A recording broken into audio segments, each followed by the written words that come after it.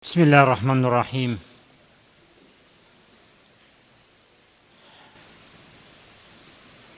Alhamdulillah hamdan katsiran tayyiban mubarakan fih kama yuhibbu rabbuna wa yarda. Ashhadu an la ilaha illallah wahdahu la syarika lah wa ashhadu anna Muhammadan abduhu wa rasuluh. Ikhwani fillah, a'azani Allah wa iyyakum.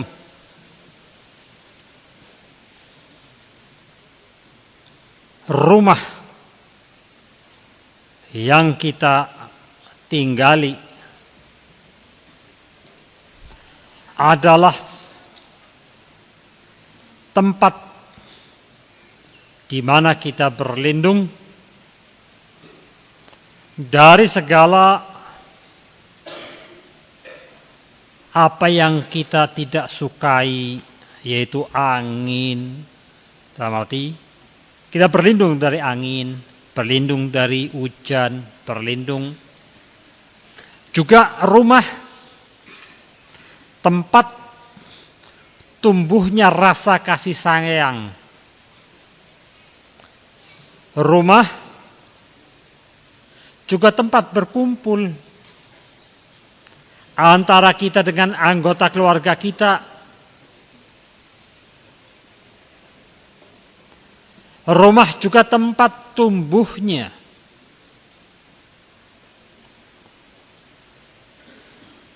pendidikan untuk anak-anak dari rumah itu. Maka rumah, ikhwan fillah, a'azani Allah wa iyyakum, bukan cuma sekedar bangunan, tembok, ada atapnya, atau ada perabotan-perabotannya. Tapi di dalam rumah itu terjadi pendidikan, terjadi pertumbuhan akhlak.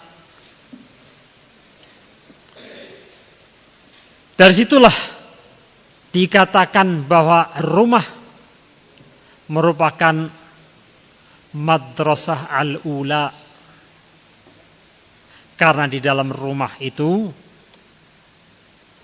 mulai pertama kali anak terbuka matanya melihat tingkah laku orang tuanya. Maka yang ditiru orang tuanya itulah. Bagaimana orang tua berbuat dilihat oleh anaknya, maka sang anak mengikutinya, menirunya. Terjadilah pendidikan di dalam rumah itu. Maka dari rumah itulah asalnya pertumbuhan generasi yang akan datang. Baiknya satu generasi yang akan datang itu tergantung apa yang terjadi di rumah-rumah yang sekarang ada.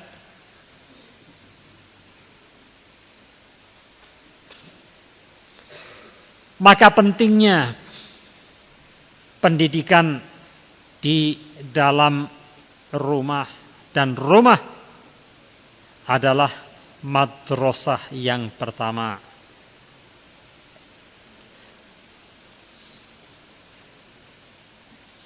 Kata para salaf, salahul abna min salahul aba wa fasaduhum min fasadihim. Kebaikan seorang anak ya tergantung kebaikan bapaknya. Kalau bapaknya baik, anak setiap hari melihat tingkah laku kebaikan bapaknya, akan dicontoh oleh anak, dan jadilah anak itu anak yang baik. Kalau seorang anak rusak, itu tanda bapaknya rusak. Karena anak meniru kebiasaan orang tua di dalam rumahnya.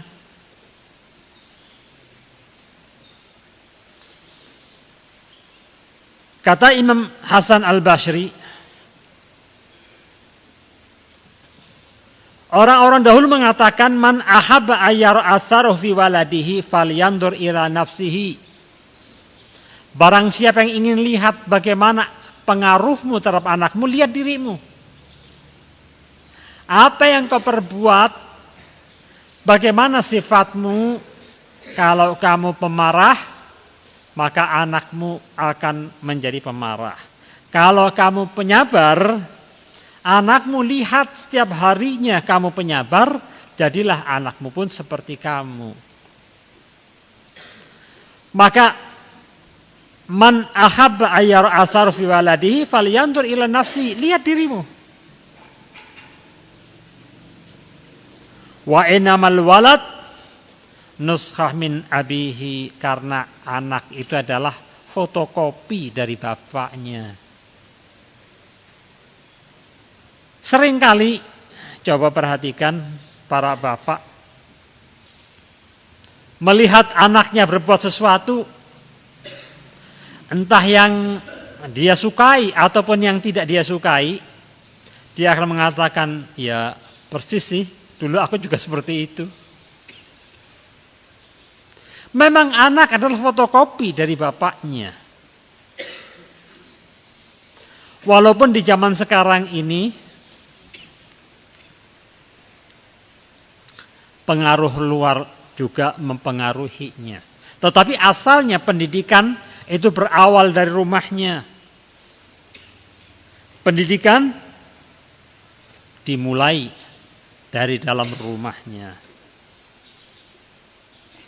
Ikhwani fillah, a'azani Allah wa iyyakum.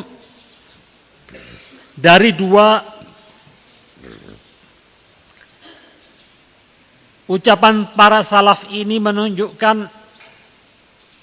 bahwa pengaruh orang tua itu sangat kuat, membekas, ditiru oleh anaknya. Anda bisa lihat di keluarga ahli sunnah, maka anak-anak kecilnya itu apa yang ditiru, walaupun masih kecil, sudah lihat karena setiap hari melihat bapaknya sholat, ibunya sholat dengan cara yang sunnah, maka dia pun ikuti cara bapak atau ibunya.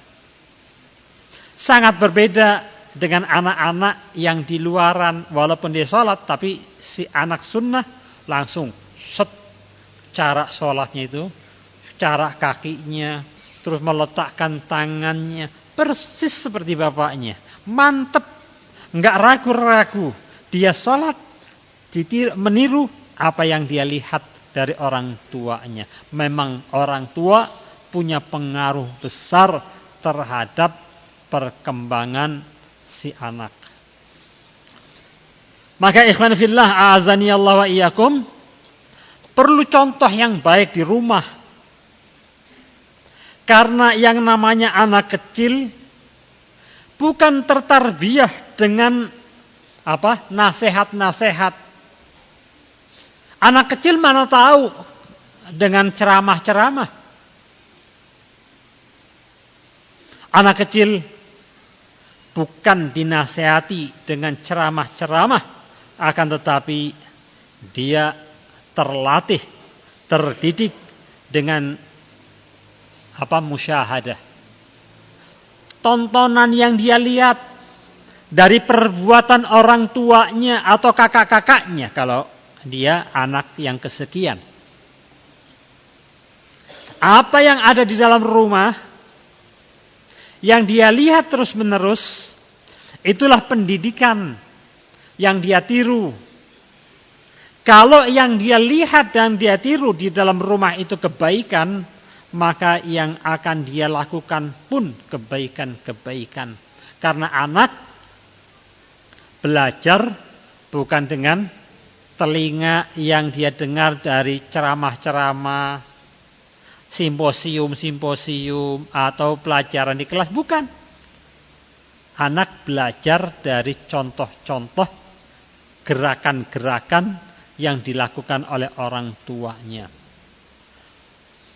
Lihatlah anak kecil yang di rumahnya orang tuanya suka marah-marah, teriak-teriak, anaknya pun akan jadi marah-marah dan suka teriak-teriak. Ketika yang di rumah orang tuanya lemah lembut, bersuara lirih, yang penting cukup, maka anaknya pun akan bersuara lirih dan penuh sopan santun dalam berbicara. Ini hal yang nyata di dunia keseharian kita.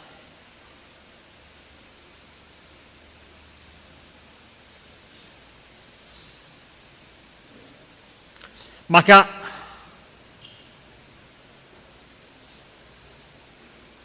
patut kita fahami perkembangan anak, pendidikan anak adalah sesuai dengan apa yang ada di dalam rumah.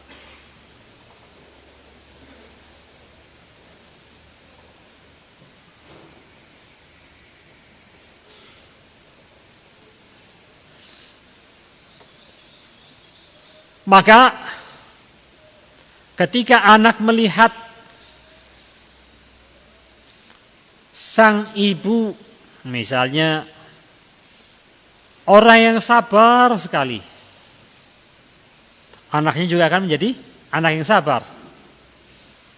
Melihat ibunya suka bersedekah, melahirkan anak yang suka bersedekah.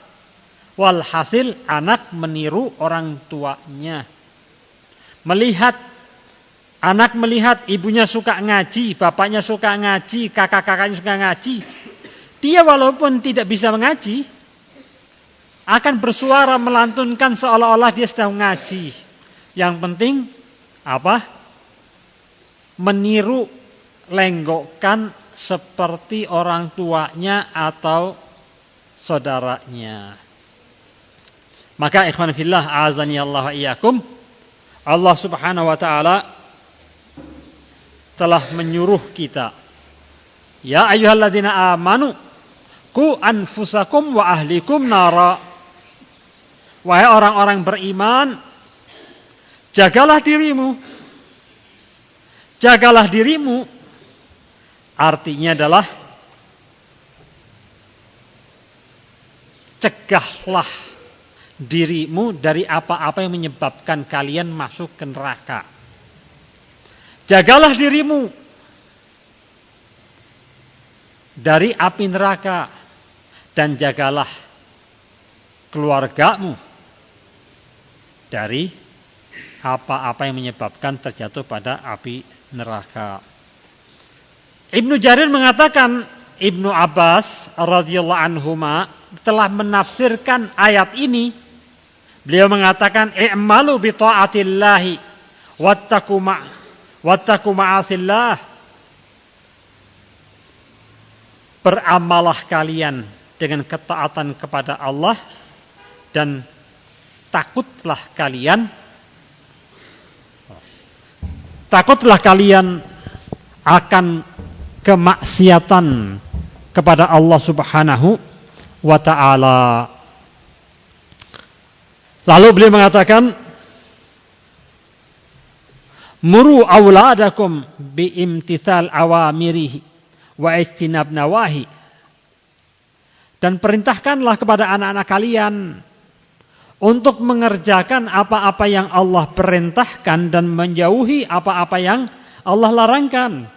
Fadhalikum wiqayatikum minan nar. Kalau kamu mencegah dirimu dari terjatuh pada perbuatan dosa dan mengerjakan amalan-amalan kebajikan, amalan-amalan yang Allah perintahkan, dan juga memerintahkan mengajari anak-anakmu untuk melakukan, mengamalkan apa-apa yang Allah perintahkan dan menjauhi apa-apa yang Allah larangkan, itulah yang namanya kamu sedang menjaga dirimu menjaga keluargamu dari api neraka.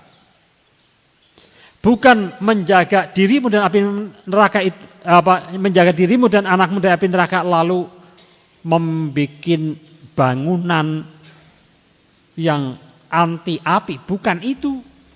Tetapi menjagalah dirimu dan anak-anakmu dari api neraka adalah dengan mengerjakan apa yang Allah perintahkan dan menjauhi apa-apa yang Allah larangkan.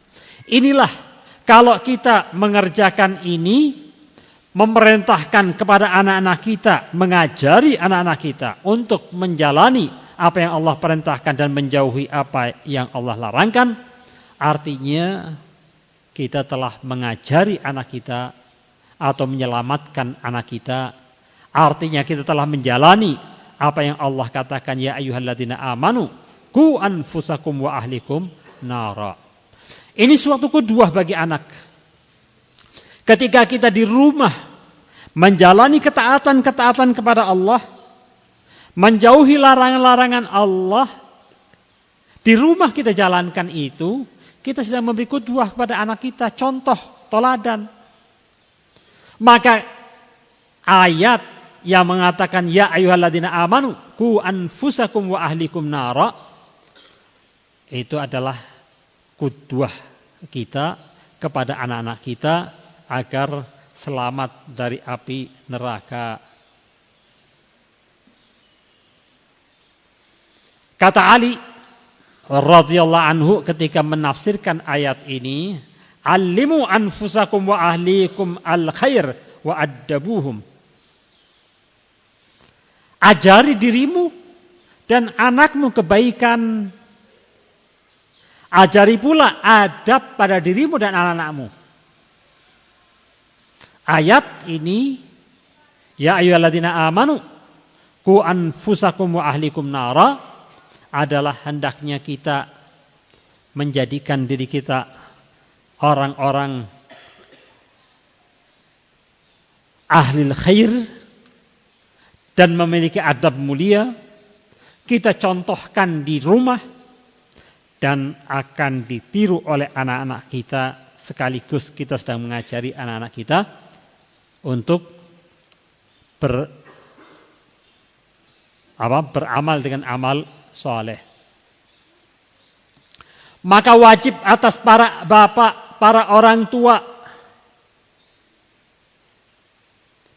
untuk melihat dan menghitung, untuk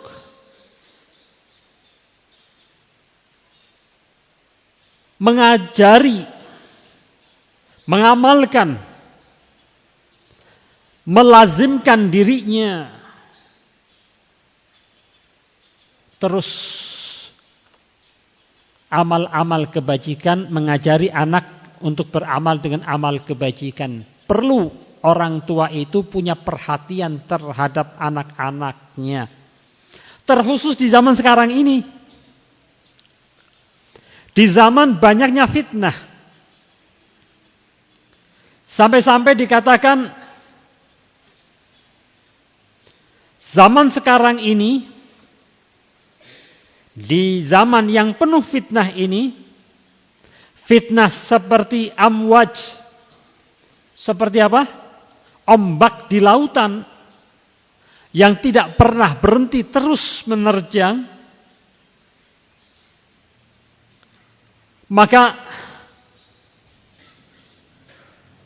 banyaknya di zaman sekarang ini para pengajak kepada kebatilan yang jadi arahnya adalah kita dan anak-anak kita. Menghendaki fasad masuk ke rumah orang-orang muslimin. Maka kondisi seperti ini digambarkan seorang bapak di zaman sekarang ini seperti seseorang yang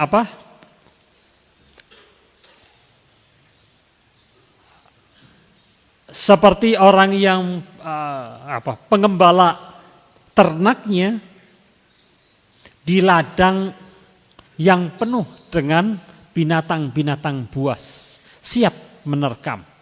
Lengah sedikit, maka akan diterkamlah anak kita oleh binatang buas itu.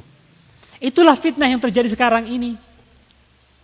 Maka hendaknya orang tua menjadikan rumah sebagai basic pendidikan.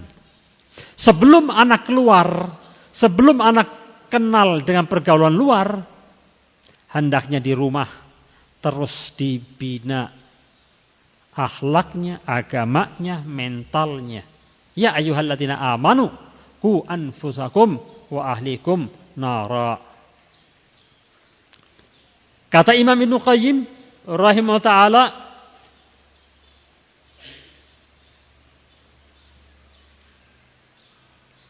yang namanya anak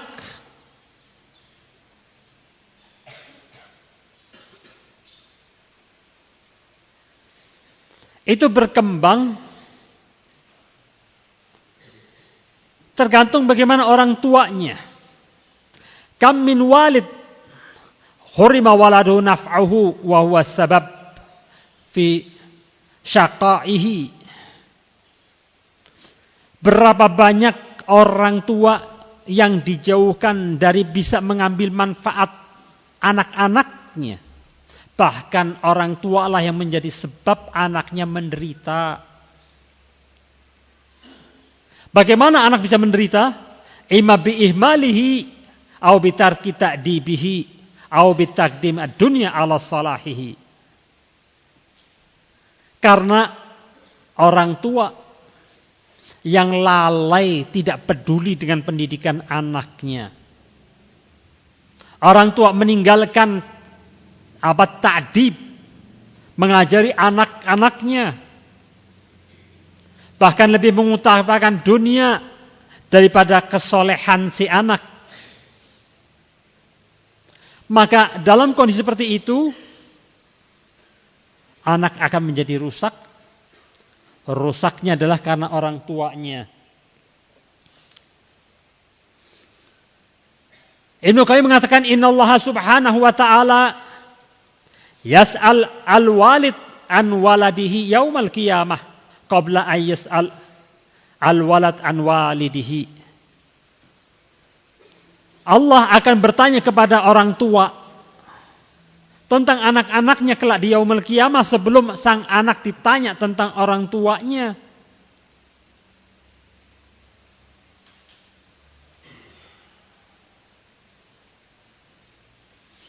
Beliau mengatakan faman ahmala ta'lim waladahu ma yanfa'u wa taraka suda faqad asa'a ghayatul isaah.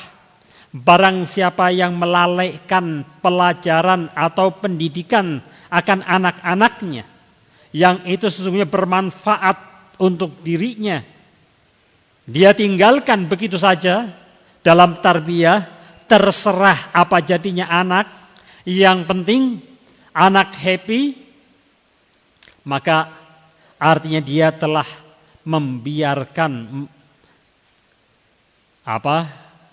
kejelekan pada anaknya dengan sungguh-sungguh membiarkan pada kejelekannya. Wa aktsarul aulad innama ja'a fasaduhum min qibalil aba. Kebanyakan anak-anak rusak kenapa sih? Orang tuanya.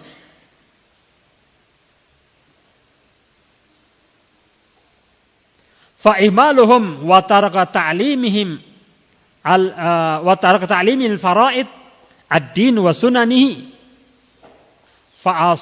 fa'adha'uhum sigharan falam yanfa'uhu bi anfusihim wa lam yanfa'u aba'ahum kibaran. Karena mereka membiarkan anak, menyia-nyiakan anak, meninggalkan taklimnya. Taklim yang apa yang harusnya anak itu lakukan, yang fardu-fardu atau perkara-perkara sunnah yang ada dalam agamanya. Maka orang tua telah menyia-nyiakan anak ketika kecilnya yang seharusnya itu bermanfaat untuk mereka dan bermanfaat untuk diri anak-anak itu, kelak di masa tuanya pun orang tua tidak bisa mengambil manfaat karena sang anak menjadi jelek. Tapi intinya adalah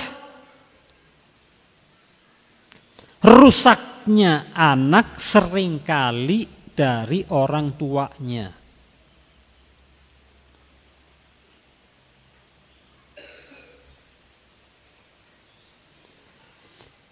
Umar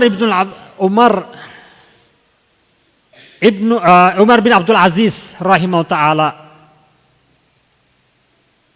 ketika beliau jadi khalifah, kita tahu betapa sibuknya sang khalifah.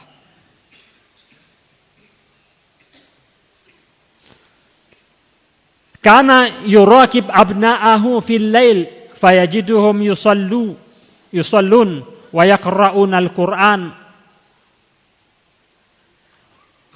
Umar bin Abdul Aziz terus mengajari anaknya akan agamanya, diperhatikan agamanya, padahal Umar seorang khalifah sangat sibuk.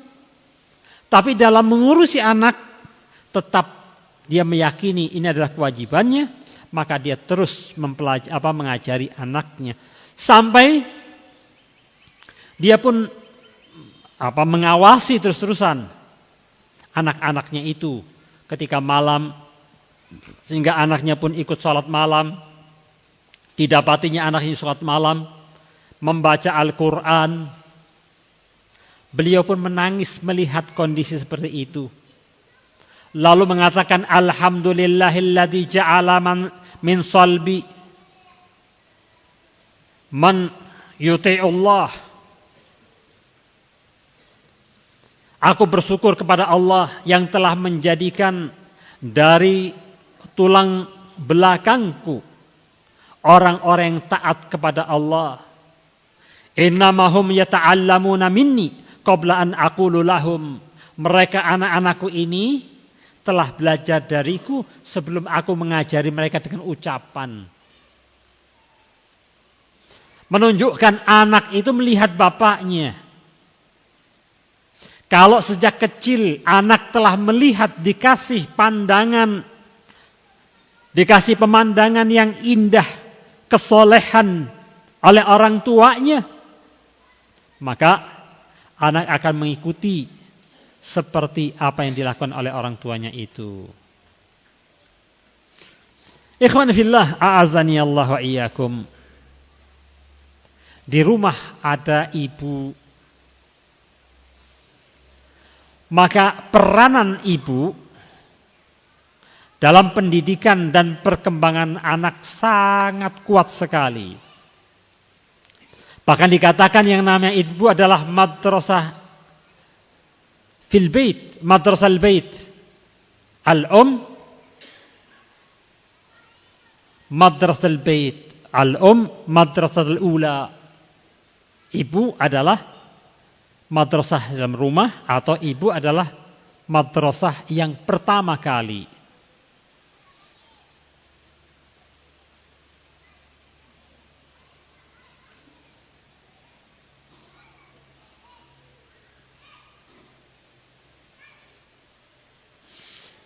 Kata seorang syair, al-um madrasatun idza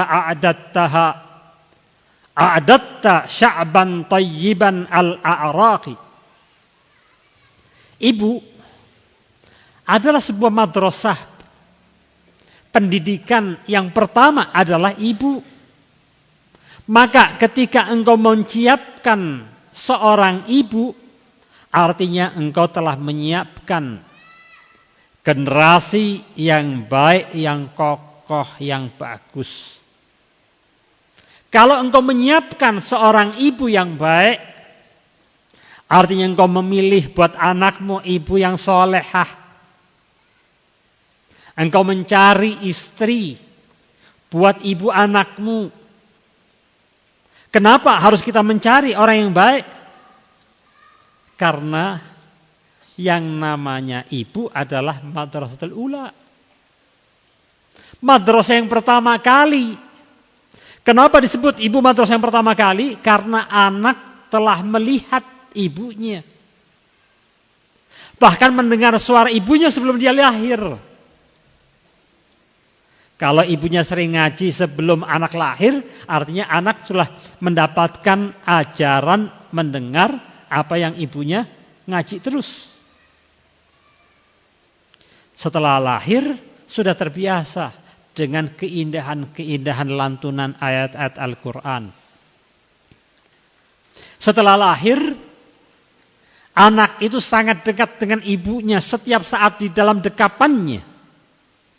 Maka apa yang diperbuat oleh ibu sangat melekat kepada si anak itu tadi. Kalau ibu bertutur kata dengan ucapan yang baik, maka direkam oleh anak sejak kecil. Anak biasa melihat kebaikan-kebaikan, ucapan-ucapan yang indah, ucapan-ucapan yang lembut, bukan ucapan yang kasar, bukan ucapan-ucapan keji. Melihat setiap saat ibunya bersabar, anak walaupun masih kecil, walaupun masih bayi, sedang belajar, sedang menangkap. Karena pendidikan anak ketika masih seperti itu adalah pendidikan apa yang dia lihat. Maka ikhwani fillah, a'azani Allah wa iyyakum, ibu sangat mempunyai peranan sangat tinggi dalam pendidikan anak semenjak kecil sampai besar. Jadi kalimat di atas bukan cuma sekedar syair, bukan cuma sekedar syair saja. Ini memang nyata pada keseharian kita melihat bahwa sang ibu adalah madrasah yang pertama. Sang pendidik sebelum anak belajar kepada guru-gurunya, belajar pada ibunya. Dan kita melihat pada kenyataan, begitulah anak itu sangat tergantung dengan ibunya. Ibu baik menjadi anak baik, ibu jelek menjadi anak juga jelek. Bahkan seringkali orang tua, misalkan bapak ingin mengambil aturan di rumah ini harus begini. Kalau ibunya yang kurang waspada, merasa kasihan kepada anaknya, selalu memberikan jalan keluar, jalan singkat. Sudah cepat. Selagi bapakmu nggak lihat, lakukan ini. Entah memberi kesempatan untuk melihat HP, atau yang serupa itulah. Maka ibu punya peranan penting kebaikan anak atau sebaliknya. Ikhwan fillah, a'azani Allah wa iyyakum, kita bisa melihat contoh-contoh yang banyak bagaimana seorang ibu telah melahirkan anak-anak yang agung, anak-anak yang besar, anak-anak yang tangguh, bahkan menjadi imam. Lihatlah bagaimana ibu Imam Syafi'i rahimahullah ta'ala. Dia bukanlah orang kaya raya. Ibunya Imam Syafi'i bukan orang kaya raya. Membesarkan Imam Syafi'i dengan payah, tapi penuh kesabaran. Sampai-sampai Imam Syafi'i mengatakan, hamalatni ummi ila Makkah wa alamatni talabal ilm.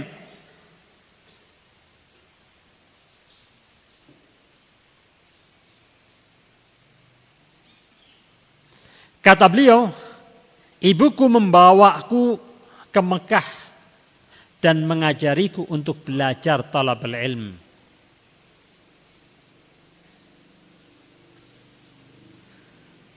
Maka dibawa Imam Syafi'i oleh ibu Imam Syafi'i ke Mekah, diperintahkan kamu masuk ke halaqah sana.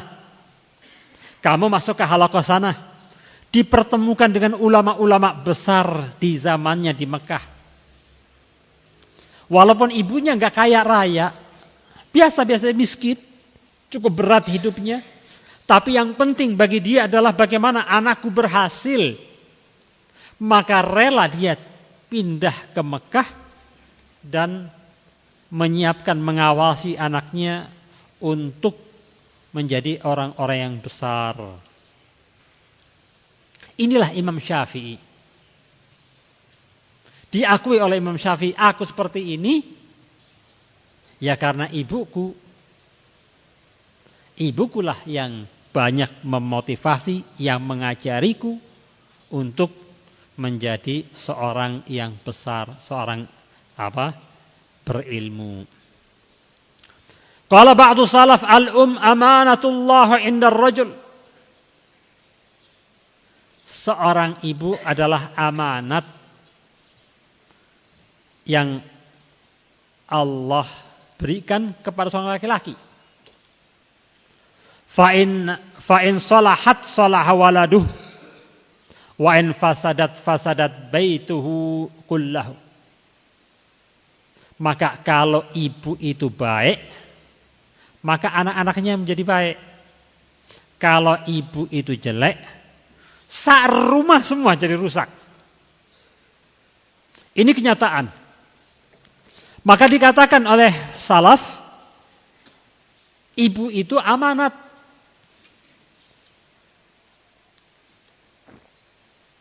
Artinya laki-laki dibebani oleh suatu amanat besar untuk memilih ibu untuk anak-anaknya. Hendaknya seorang laki-laki pilihlah ibu untuk anaknya yang baik. Kenapa? Fa in salahat salaha waladuhu. Kalau ibu itu baik, soleh, anaknya menjadi anak yang soleh. Kalau ibunya jelek, anaknya bahkan rumah menjadi jelek. Kita sering dengar kisah satu rumah, anaknya banyak, tapi subhanallah, anaknya semuanya jadi hufat, hafid Quran semuanya. 11 anaknya, 11-11-nya semuanya hafid Quran. Kenapa? Ibunya. Ibunya baik, ibunya soleh, ibunya sabar, ibunya memotivasi anak untuk menjadi penghafal Quran. Dapatlah anak-anak yang soleh seperti itu. Di sisi lain, ada ibu yang jelek. Sang bapak mungkin nyarinya yang penting istri yang cantik. Dia egois, tidak memikirkan kelak anaknya. Yang penting aku dapat istriku cantik. Atau yang penting istriku kaya raya. Sehingga ternyata setelah terbina rumah tangganya, dia dapati rusak. Tidak di atas agama. Bahkan orang-orang yang kerja dengan penghasilan besar sekalipun, ternyata habis gara-gara istrinya. Gak bisa ngelola uang, gak bisa ngelola pendidikan anak, pendidikannya rusak, hartanya habis terus, bahkan hutang sana sini, padahal gaji suaminya sangat besar. Kenapa? Istrinya jelek. Jangankan anaknya menjadi baik, semua jadi rusak.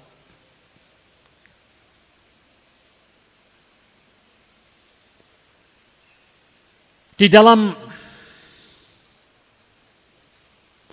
pendidikan di dalam rumah yang patut kita perhatikan adalah tarbiyah itu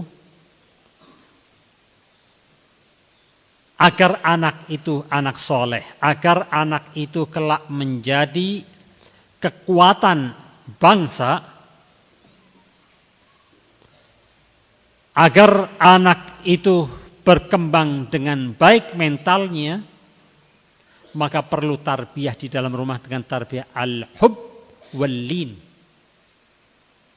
Didiklah keluargamu di rumah itu dengan kasih sayang, dengan lemah lembut.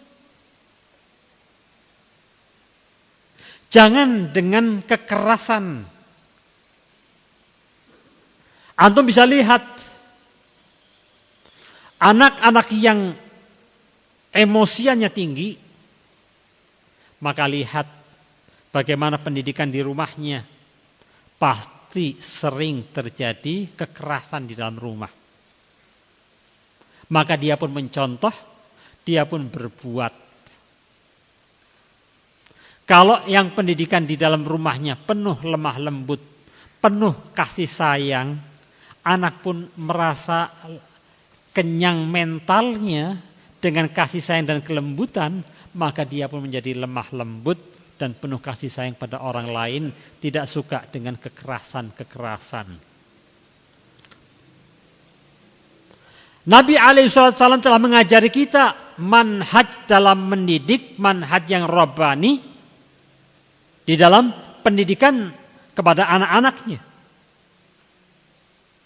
Maka Nabi telah mencontohkan bagaimana Nabi bergaul dengan anak-anak kecil. Yang Nabi lakukan, yulatif atfal, wa yuqarribuhum, wa yahnu alaihim. Yang Nabi perbuat kepada anak-anak adalah Nabi berbuat lemah lembut kepada anak-anak. Kadang ketika habis wudu, lihat ada anak kecil, bermain dengan anak kecil tuh. Dengan ngambil bekas air wudunya, dicipratkan sedikit ke muka sang anak. Dalam rangka bergurau mendekatkan diri kepada anak. Ada kecintaan kepada anak. Dan diajarkan kepada anak lemah lembut. Bukan kekasaran. Bukan marah-marah yang ada cuma tinggal marah-marah. Atau kepada anak kecil, sana, kamu kecil, ke ibunya sana. Seolah-olah tidak mau dikotori sedikit pun, seolah-olah tidak mau disibukkan sedikit pun dengan anaknya. Seolah-olah gambaran laki-laki sejati adalah tidak kenal dengan anak-anak kecil seperti itu. Dan terjadi di zaman Rasul. Ketika Rasul mencium anak-anak kecil, tiba-tiba ada seorang dari Arab Badui bertanya, "Ya Rasulullah, engkau mencium anak?" Dan aku tidak pernah melakukan ini ya Rasulullah. Maka Rasul mengatakan, "Man la yarham la yurham." Siapa yang tidak merahmati tidak akan dirahmati.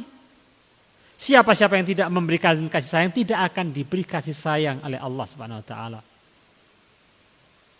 Jadi ada kebiasaan-kebiasaan kasar yang ada pada Arab jahiliyah atau Arab, orang-orang Badui. Dekatnya anak kepada dia dianggapnya satu kerendahan.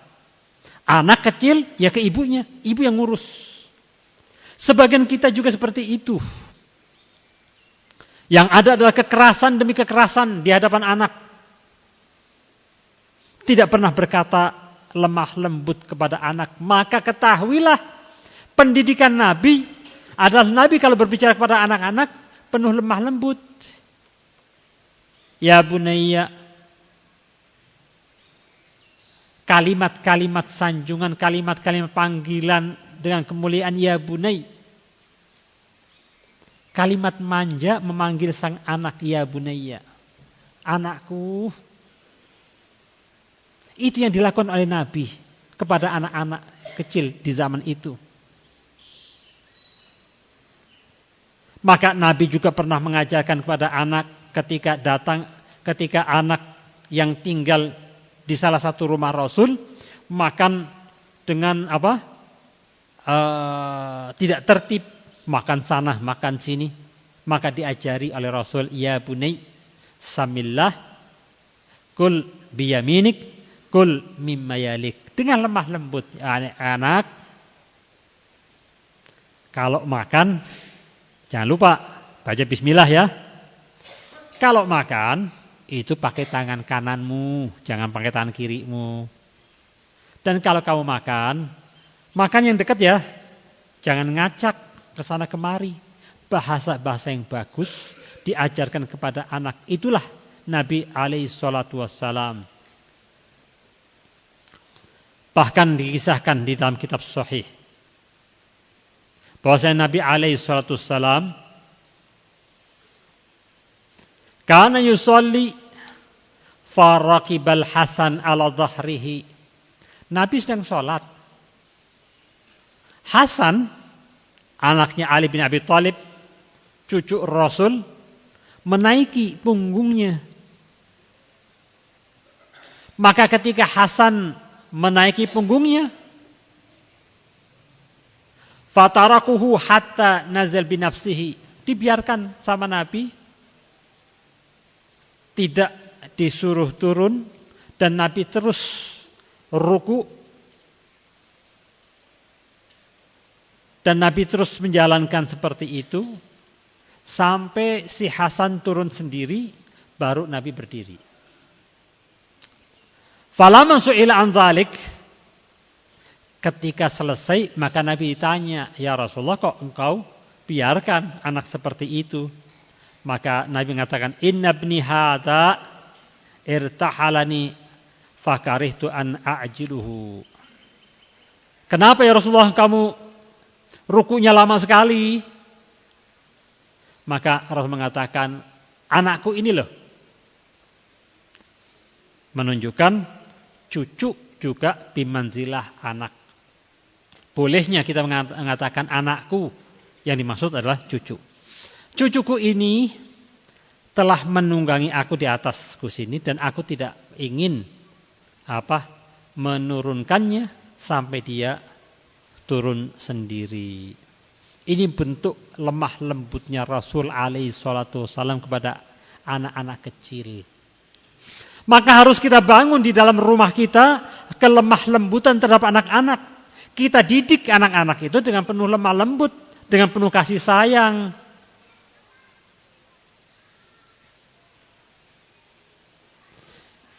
Imam Ibnu Hajar ketika melihat hadis ini, maka beliau mengatakan fihi dalilun ala anna rifq bil aulad asal fit tarbiyah wa ana qaswah tufsidu qulubahum.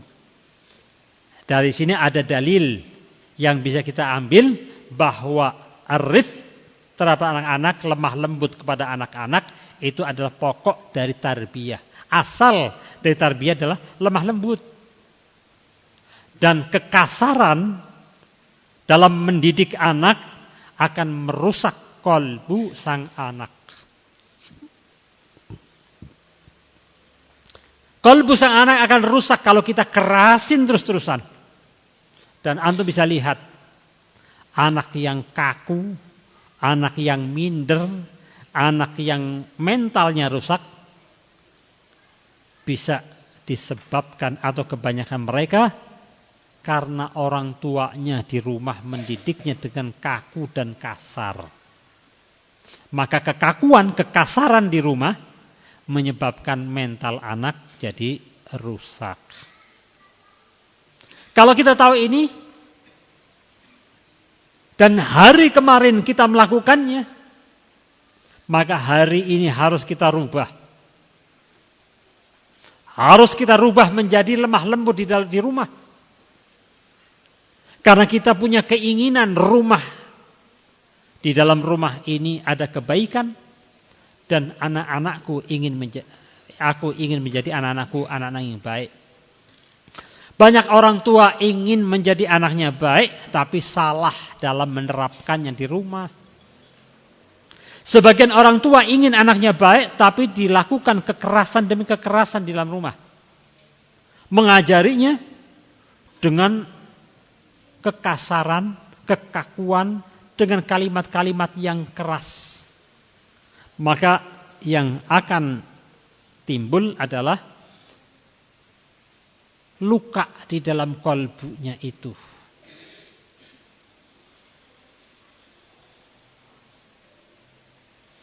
Sebagian salaf dikabarkan idza ada ila baitihi dhahika fi wajhi auladihi walau kana mut'aban.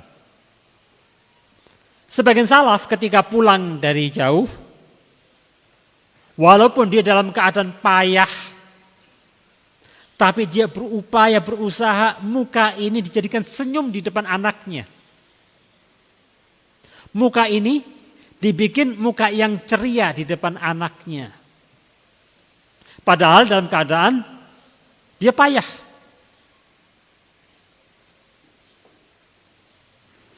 Ketika salah satu mereka ditanya, maka dia mengatakan, nadhak fi wujuhi awladina kama narju ayyadhakullahu ilaina yaumal qiyamah. Aku ini sekarang melakukan tersenyum, berseri di depan wajah anakku, seperti kita berharap Allah berseri kepadaku kelak di yaumul qiyamah. Dia meyakini bersenyum dan berseri di hadapan anak ini adalah ibadah yang dia harapkan dapat balasan kelak di yaumul qiyamah, seperti dia lakukan kepada anaknya. Ketika punya kesadaran seperti ini, dia akan mudah melakukannya. Dia akan berupaya bersenyum walaupun dalam kondisi capek. Dia akan berusaha sedikit bercanda dengan anaknya ketika pertama kali bertemu dengan anaknya, walaupun habis pulang kerja capek. Maka ikhwan fillah azani Allah iyyakum, perlu kesabaran dalam mendidik anak.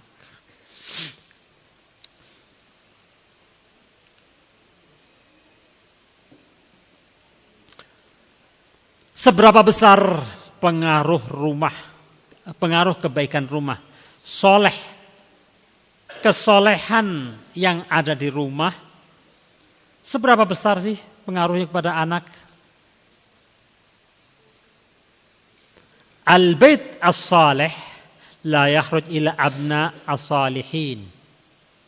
Kalau rumah itu rumah yang soleh, penuh kesolehan, maka tidaklah keluar menghasilkan kecuali anak-anak yang soleh-soleh.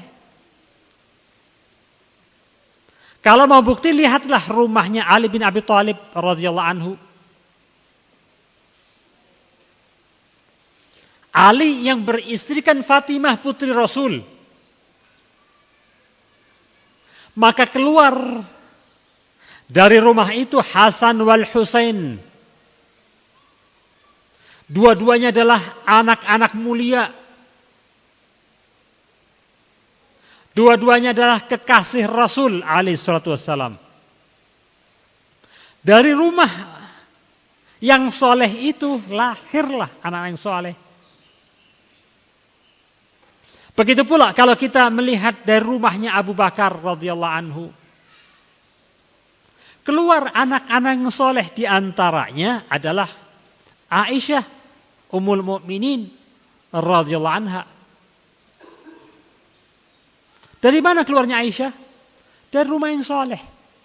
Abu Bakar, bapaknya. Begitu pula saudara-saudaranya Aisyah, orang-orang soleh. Karena memang tarbiyah di dalam rumahnya adalah kebaikan.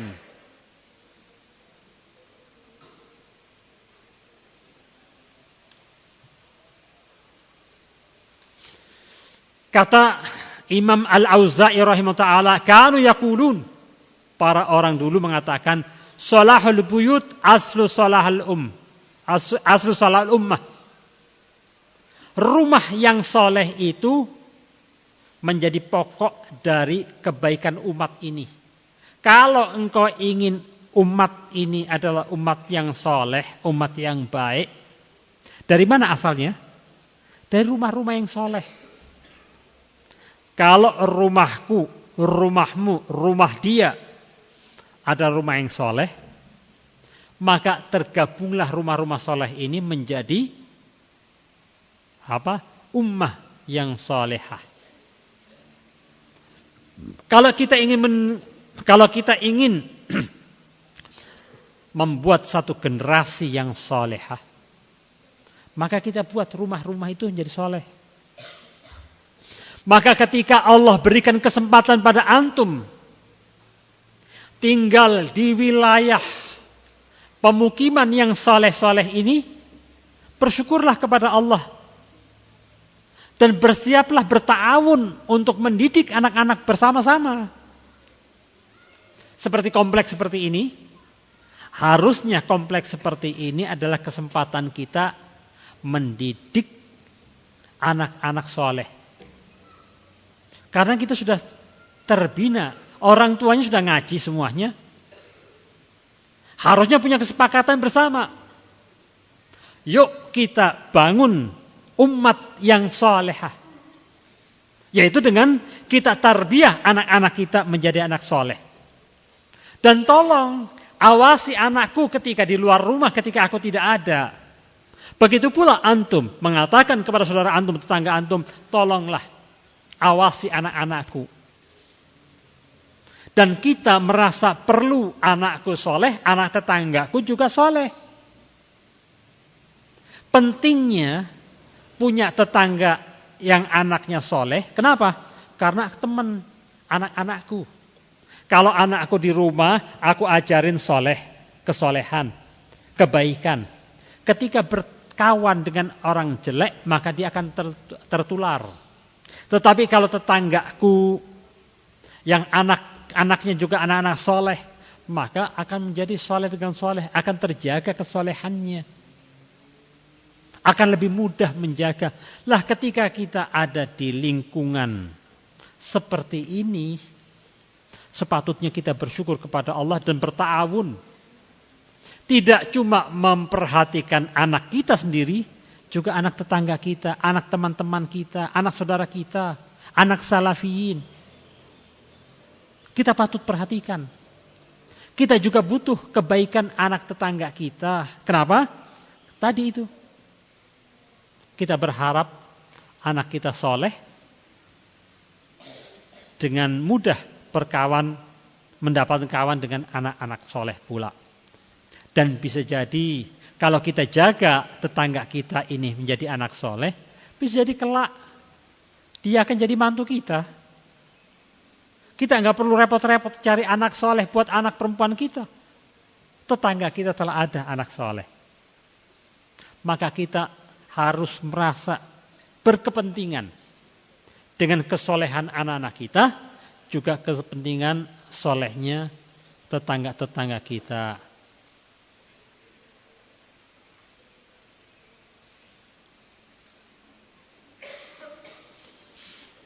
Ikhwan fillah, a'azani Allah wa iyyakum. Kita tadi berbicara tentang madrasah yang pertama, lahir dari rumah. Maka apa yang bisa kita lakukan?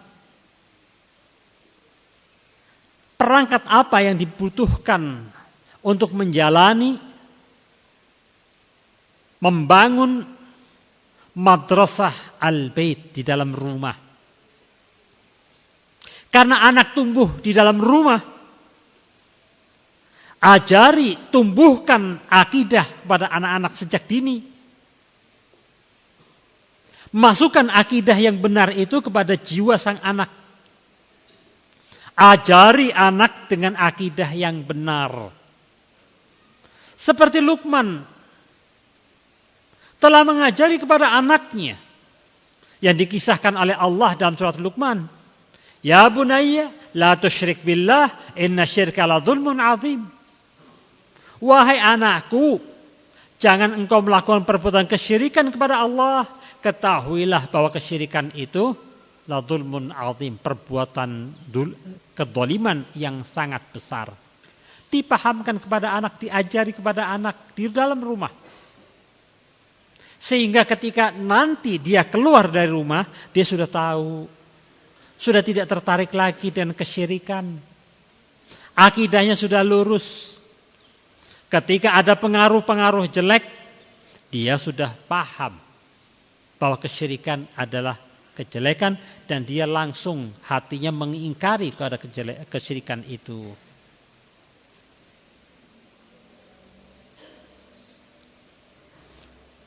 Yang kedua, ajarilah di rumah anak-anak itu untuk sholat sejak dini, sejak kecil. Karena Rasul mengajari kita, menyuruh kita, muru auladakum bis-shalah wa hum abna' sab'. Perintahkan anakmu untuk sholat ketika anakmu usia 7 tahun. Wadribuhum 'alaiha wa hum abna' asyar. Kalau sampai usia 10 tahun belum mau sholat, pukul. Ini pendidikan anak. Agar anak terbiasa dalam mengerjakan sholat. Kalau anak sudah terbiasa di rumah sejak kecil melakukan sholat, kelak ketika dia sudah mulai dewasa dan keluar dari rumah, dia kalau belum sholat, dia sudah punya kayak punya alarm, ini ada sesuatu yang kurang pada diri saya. Karena sudah terbiasa dia sholat. Sholat bukan lagi sebagai beban untuk dia. Sholat adalah kebutuhan dia. Sudah menjadi naluri dia untuk mengerjakan sholat. Maka ketika anak menginjak dewasa, sudah terbiasa dengan amalan sholat, maka Rasul alaihi wasallam mengajarkan kepada kita, ajari anakmu untuk sholat sejak dini.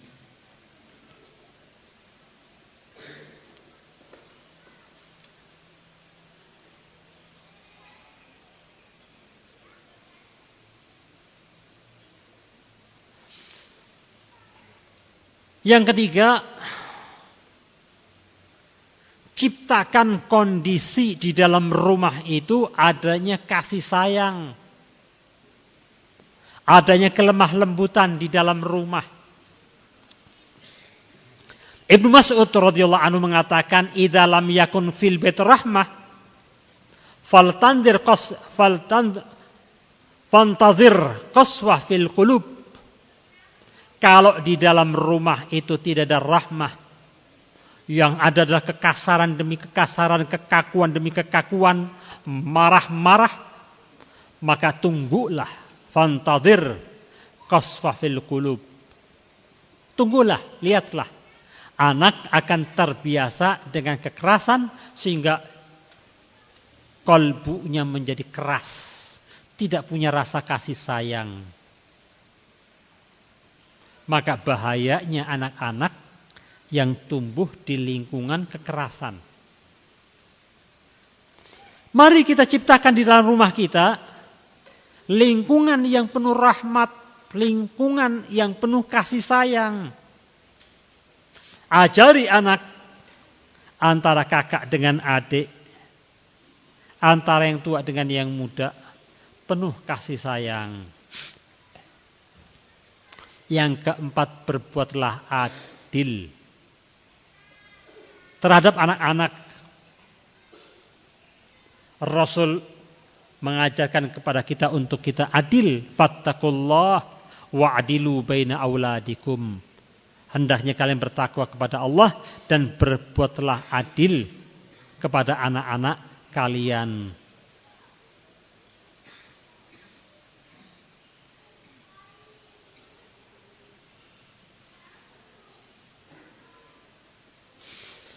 Yang kelima, adanya pengawasan apa yang masuk ke dalam rumah. Baik entah itu fikrah ataupun pemandangan-pemandangan apa yang dilihat oleh anak-anak. Kata Imam Ahmad, awal fasad dukhul ma la yardiyullah ilal bait. Awal dari kerusakan itu apa yang tidak Allah ridhoi masuk dalam rumah. Dan zaman sekarang, zaman kita ini pendidikan yang paling berbahaya ya ini. Kita berusaha untuk membendung fasad tidak masuk dalam rumah. Sangat sulit sekali. Dulu orang tua-tua kita yang mungkin sekarang usianya 50 ke atas, orang tuanya masih mudah untuk membendung kejelekan itu masuk dalam rumah. Yang dia takutin anak rusak itu kalau di luar. Kalau di dalam rumah mudah dijaga. Tetapi zaman sekarang anak sudah di dalam kamar, orang tua belum tentram. Apa yang dilakukan oleh anak di dalam kamar kita masih bingung, masih ketakutan. Itu kondisi sekarang. Sulit sekali untuk mengontrol anak apa yang dilakukan. Walaupun di dalam rumah, bahkan di dalam kamarnya, kita tidak merasa aman. Awal fasad, duhul ma la yurdiyallah ilal bait. Awal kehancuran rumah itu masuknya ke dalam rumah apa-apa yang Allah tidak ridhoi. Ikhwan fillah, a'azani Allah wa iyyakum. Dari pembahasan semua etik ini kita melihat bahwa yang namanya yang namanya rumah adalah madrasah pertama. Yang namanya rumah adalah tumbuh kembangnya anak. Bagaimana anak akan berkembang, bagaimana anak akan baik, itu sangat berpengaruh pada apa yang terjadi di dalam rumah. Maka sepatutnya kita semua punya perhatian, punya kecenderungan untuk memperhatikan anak kita dalam tarbiyah di dalam rumah. Hendaknya kita menciptakan kondisi dalam rumah yang nyaman, yang penuh kasih sayang, berlemah lembut di dalamnya, kebaikan-kebaikan diajarkan di dalamnya, sehingga anak betah di rumah, bukan sebaliknya. Karena banyak anak di zaman sekarang ini yang tidak betah di dalam rumah. Akibatnya mereka lebih sering di luar, maka pendidikannya adalah pendidikan di jalanan, wal iyadu billah.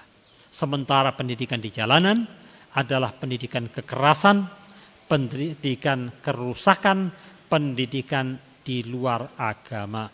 Semoga ikhwan fillah, a'azani Allah wa iyyakum, kita bisa membentuk rumah yang baik, yang bisa menjadikan tarbiyah yang pertama untuk keluarga kita. Dan semoga Allah berkahi keluarga kita, Allah tumbuhkan anak-anak kita, anak-anak yang soleh. Wallahu a'lam bishawab. Subhanakallahumma wa bihamdika, asyhadu an la ilaha illa anta, astaghfiruka wa atubu ilaik. Wa sallallahu ala nabiyina Muhammadin wa ala alihi wa sahbihi wasallam. Alhamdulillahil alamin.